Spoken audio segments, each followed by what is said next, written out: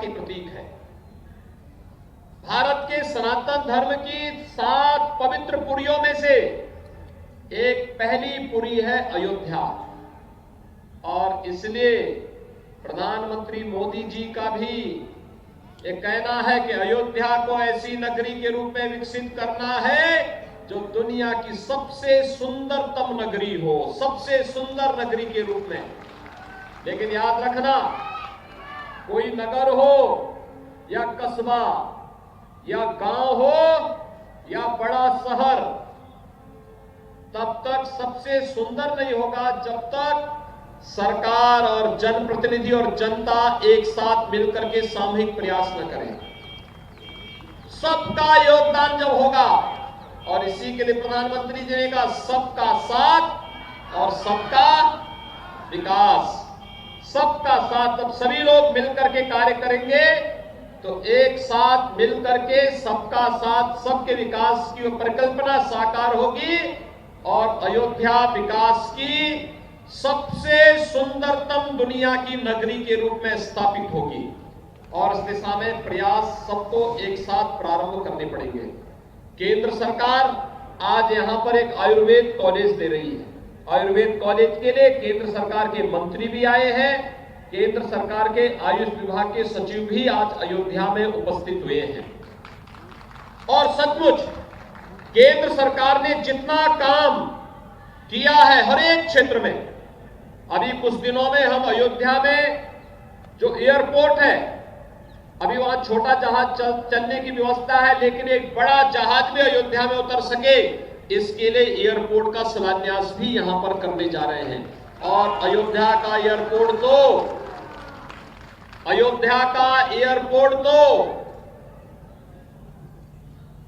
अंतर्राष्ट्रीय एयरपोर्ट बनने जा रहा है।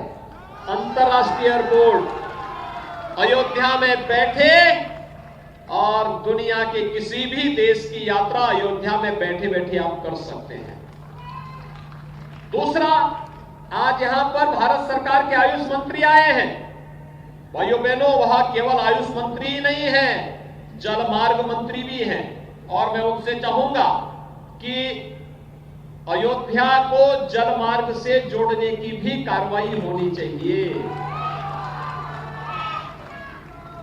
अयोध्या का संबंध कोरिया से भी है। मुझे याद है दक्षिण कोरिया की राष्ट्राध्यक्ष आए थे यहां, और उनका यह मानना है कि कोरिया की राजकुमारी आज से 2000 वर्ष पहले वहां की जो राजमाता थी वह अयोध्या की राजकुमारी थी, और उन्होंने यहां पर राजकुमारी रत्ना का किम हो जो यहां पर म्यूजियम बना है, वह अयोध्या की ही राजकुमारी रत्ना के ही वह उन्होंने स्मारक अयोध्या में बनाया है। और उनका यह मानना है कि राजकुमारी रत्ना अयोध्या से जलमार्ग से होते हुए वह कोरिया तक पहुंची थी।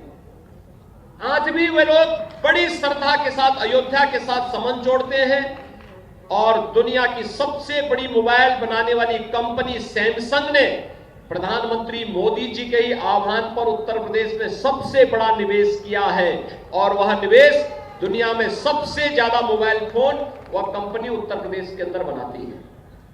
और इसीलिए आप आए हैं, जरूर इसका सर्वे करवाइए कि सरयू यहां की पवित्र नदी है, और सरयू जी के बारे में भगवान राम ने स्वयं कहा कि अवधपुरी, और यहां पर जन्म भूमि मम पुरी सुहावनी, उत्तर दिशि वह सरयू पावनी। यानी सरयू नदी के बारे में भगवान राम ने ये वचन कहे, यानी भगवान राम ने भी सरयू की महिमा का गान किया है। कहते भगवान राम अपने बचपन में सरयू में स्नान करते थे, और सरयू तो उनके जनजीवन भर की साथी थी। इतनी पावन नदी, कौन ऐसा भारतीय होगा जो मां गंगा और मां सरयू में स्नान करके अपने को धन्य धन्य महसूस न करता हो, और उस भाव के साथ जो भी अयोध्या धाम आता है वह सरयू जी में पावन स्नान करने का सौभाग्य भी अपने साथ लेकर के जाता है। और सरयू नदी अगर जलमार्ग से जुड़ जाता है तो अयोध्या सुंदर आध्यात्मिक और सांस्कृतिक नगरी तो बनेगी ही, यहां के किसानों की उपज को देश और दुनिया की मंडी तक पहुंचाने का माध्यम भी सरयू जी बनेगी। और इसके लिए हम सबको इस कार्यक्रम को आगे बढ़ाने की आवश्यकता है। आज के इस अवसर पर मैं धन्यवाद दूंगा कि आपने आयुर्वेद कॉलेज अयोध्या को दिया है। यहां पर मेडिकल कॉलेज का लोकार्पण प्रधानमंत्री मोदी जी के द्वारा पहले ही किया जा चुका है और एमबीबीएस की दूसरी यानी सेकंड बैच वर्तमान में यहां पर पढ़ रहा है। होम्योपैथ कॉलेज भी है। आयुर्वेद कॉलेज बनने के बाद अयोध्या धाम में सभी प्रकार की स्वास्थ्य की पद्धतियों को आगे बढ़ाने में हमें मदद मिल जाएगी और एक अद्भुत केंद्र अयोध्या को विकसित करने के लिए हमें मदद मिलेगी। और इस दिशा से इस कार्यक्रम को आगे बढ़ाने का कार्य यहां पर हो रहा है। आज यहां पर यह आयुष का 2 दिवसीय मेला भी आयोजित हुआ है। इसके साथ ही उन्नाव, श्रावस्ती, गोरखपुर, हरदोई, संभल, मिर्जापुर में भी 50-50 सैया के एकीकृत आयुष चिकित्सालय के शिलान्यास का कार्यक्रम भी हो रहा है। 250 राजकीय आयुर्वेदिक डिस्पेंसरी यानी आयुष हेल्थ वेलनेस सेंटर का भी शिलान्यास हो रहा है। और साथ साथ लखनऊ, कानपुर नगर, कानपुर देहात, संत कबीर नगर, ललितपुर, कौशाम्बी, सोनभद्र और देवरिया में 50-50 बेड्स के एकीकृत आयुष चिकित्सालयों का लोकार्पण और 500 Ayush health and wellness centre का भी लोकार्पण का कार्यक्रम आज यहां पर एक साथ प्रारंभ संपन्न हुआ है। यहां पर इसके साथ ही यहां पर 2 दिवसीय यह आयुष मेला भी यहां पर प्रारंभ हुआ है, जिसमें आयुष से जुड़ी हुई हर एक विधा की आयुर्वेद है, यूनानी है, योग है, नेचुरोपैथी है, सिद्धा है, होम्योपैथी है। इनसे किसी भी पैथी से उपचार की सुविधा यहां पर आज और कल 2 दिन रहेगी और मैं अयोध्या वासियों से कहूंगा इसका लाभ जरूर लीजिएगा, क्योंकि ये भारत की परंपरागत आयुष की पद्धति है और यह लाभ ही लाभ देने वाला है और इसका लाभ हमें अवश्य लेना चाहिए। मुझे बताते हुए प्रसन्नता है, उत्तर प्रदेश सरकार ने आयुष के क्षेत्र में अच्छा कार्य प्रारंभ किया है। हम उत्तर प्रदेश के अंदर सभी आयुर्वेद कॉलेजेस को और आयुष से जुड़े हुए सभी कॉलेजेस को उत्तर प्रदेश के अंदर एक विश्वविद्यालय के अधीन सबको लेके आ रहे हैं और वह उत्तर प्रदेश का आयुष विश्वविद्यालय का शिलान्यास अभी 28 अगस्त को राष्ट्रपति जी के कर कमलों से हम लोगों ने गोरखपुर में संपन्न किया है। वहां पर कार्य भी प्रारंभ हो चुका है।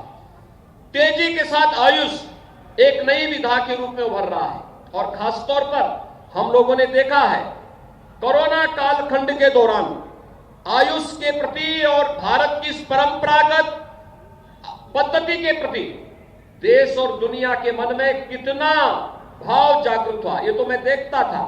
किसी के घर में जाओ तो वहां पहले चाय देता था, अब किसी के घर में जाओ तो काढ़ा देने लग गया है। ये काढ़ा आयुष का ही काढ़ा है, आयुर्वेद का ही काढ़ा है।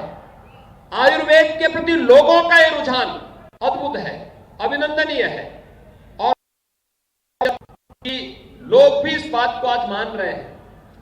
मैं देख रहा हूं दुनिया के अंदर लोगों के जो भाव आते हैं, हर व्यक्ति इस बात को मानता है कि आयुष में जो कुछ भी है, आयुर्वेद में जो कुछ भी है, भारत की आयुष पद्धति में जो कुछ भी है, यह व्यापक अनुभव पर आधारित है, लोक कल्याण का माध्यम बनता है। और इसको जब भी हम आगे बढ़ाने का कार्य करेंगे तो ये कोरोना जैसी महामारी के साथ साथ हर प्रकार की बीमारियों से बचाव के साथ साथ व्यक्ति की इम्यूनिटी सिस्टम को इतना मजबूत करेगा कि वह अपने आप ही स्वस्थ और निरोग काया प्राप्त करने में उसे सफलता प्राप्त होगी। और आज का ये कार्यक्रम इस बात का एक गवाह बन रहा है। अयोध्या में भाइयों बहनों, आयुर्वेद कॉलेज प्राप्त होने के लिए तमाम प्रदेश के अन्य जनपदों में आयुष के हॉस्पिटल और wellness health and wellness centre के आज प्राप्त होने पर मैं भारत सरकार के प्रति आभार व्यक्त करता हूं। माननीय श्री सर्बानंद सोनोवाल जी को हृदय से धन्यवाद देता हूं। प्रधानमंत्री मोदी जी के प्रति आभार व्यक्त करता हूं। उत्तर प्रदेश के उन सभी नागरिकों को इसके लिए बधाई देता हूं और साथ साथ अयोध्या के अंदर भी उन बुनियादी सुविधाओं को प्रदान करने के लिए, जिसमें यहां की अच्छी सड़कें बने, यहां पर अच्छे अन्य प्रकार की सुविधाओं का निर्माण हो। ऑपरेशन कायाकल्प में विवेशिक शिक्षा परिषद के विद्यालयों में अत्याधुनिक सुविधा यहां के नागरिकों को प्राप्त हो, अन्य सुविधाएं यहां के नागरिकों को प्राप्त हो, यह एक व्यवस्था यहां के लिए की जा रही है। भाइयों बहनों, उत्तर प्रदेश में अयोध्या ने दीपोत्सव के माध्यम से देश और दुनिया के सामने जो अपनी एक पहचान बनाई, आज वह एक बार फिर से देश और दुनिया के सामने अयोध्या को श्री राम जन्मभूमि पर भगवान राम के भव्य मंदिर के निर्माण के माध्यम से उसको एक नई दिशा प्राप्त हुई। मैं आपसे पूछना चाहता हूं, अयोध्या में राम मंदिर का निर्माण, हर व्यक्ति जानता है भगवान राम का जन्म अयोध्या में हुआ था। ये सांप्रदायिकता का प्रतीक नहीं, ये भारत के राष्ट्र मंदिर के निर्माण का प्रतीक है। और क्या अयोध्या में राम मंदिर के निर्माण का आप समर्थन करते हैं? जो लोग समर्थन करते हैं, दोनों हाथ उठा करके अपने समर्थन की बात करिए। तो इसका मतलब हम लोगों ने, प्रधानमंत्री मोदी जी ने 5 अगस्त 2020 को अयोध्या में राम मंदिर का कार्य शुभारंभ किया था शिलान्यास के माध्यम से। यह अच्छा हुआ ना, सभी लोग मानते हैं। तो एक तरफ मोदी जी के नेतृत्व की भारतीय जनता पार्टी की सरकार और दूसरी तरफ वे लोग भी थे जो राम भक्तों पर गोलियां चलाते थे। भाइयों बहनों,